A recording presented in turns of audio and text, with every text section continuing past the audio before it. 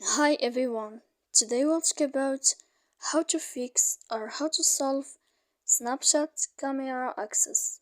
To know how to fix or how to solve camera access, you should just go to settings, then we click apps, default apps, app settings.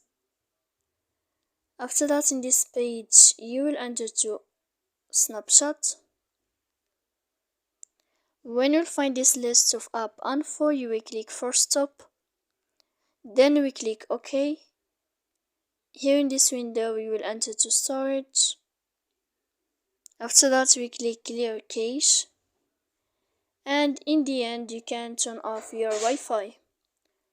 So please don't forget to support us by like and subscribe. See you next time in another video, and thank you for your attention.